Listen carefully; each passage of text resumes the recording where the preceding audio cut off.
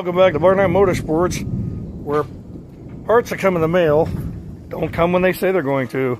They were supposed to be here yesterday, maybe today, maybe tomorrow. We're not sure. So me and the wife decided I think we're going to go ahead and get all the rest of the stuff out of this car, out of the Nova.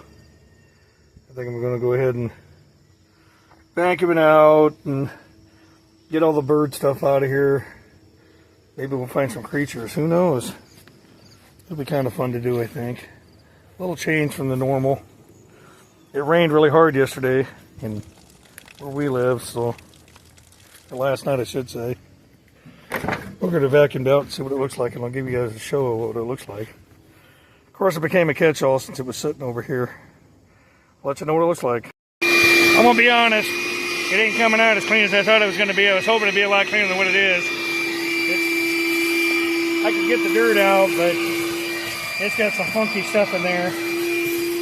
Mama's over here helping me, trying to get the can off. I'd have to clean it anyway. To get the, you don't want to take the carpet out and have to vacuum it out 6 times. So even when we do a car, we always vacuum it out and then take the carpet out. I think we're going to just buy new. I need door jams anyway. This one, like if somebody took a bite out of it. Maybe they were hungry. Maybe they need a little iron in their diet.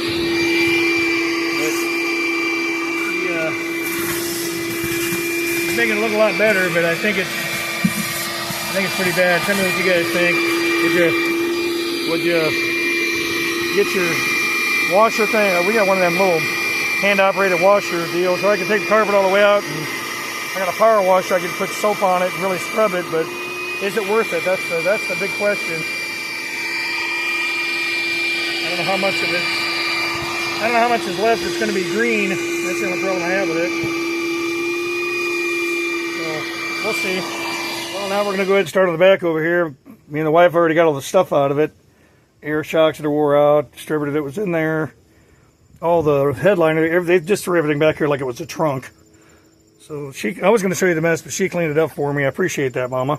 Welcome. So anybody that ever works on cars, especially work on old stuff, you always keep all the bolts. I bet I got 10 buckets full of these little bolts right here. But I tell you what, if you're missing a fender bolt, a seat bolt, any kind of bolt, where do I go?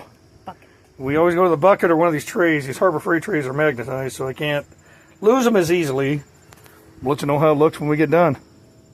I think it'll be fine. I think it'll be, got a little water over here. I think that's going to about do it. The wifey went ahead and helped me put all the stuff back in the car that we had in there that's the parts for this. And I put this piece of plastic back on there. That's the spacer in between the bumper. I don't care what anybody thinks. I'm sure I'm going to get some flack about it. I put self-tappers in it just to stay up there. We try to push this thing around, the thing falls over, and then in my book I got, the restoration books, they're like $300.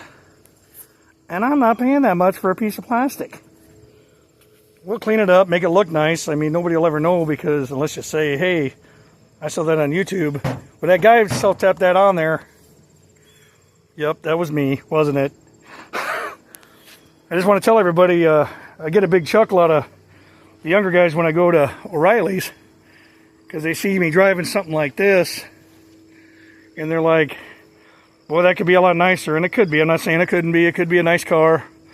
But I had a bunch of these when I was younger, in my 20s, late teens, all the way up till I was, I don't know, in my 30s, and I still have them. And they always say, you should have kept it when it was older. Well, back then they weren't, were they? They were daily drivers. Yep, they were daily. Hemi Kumas, grocery getters, Chevelles, Impalas, all that stuff was a daily driver for all of us. I mean, my mom and dad had a 65 Impala SS that they drove in the snow and the dirt. You know, we spilled ice cream in it when we were kids. I just thought you'd find it kind of funny that anybody between 18 and 35 are usually the ones that bitch at me about, you should have kept all those cars you had. I wish I would have too, but I didn't. Well, as far as Barnett Motorsports for the day, I think we're done. We got to go in and eat. Mama's got to go to work here in a little bit, so thanks for watching.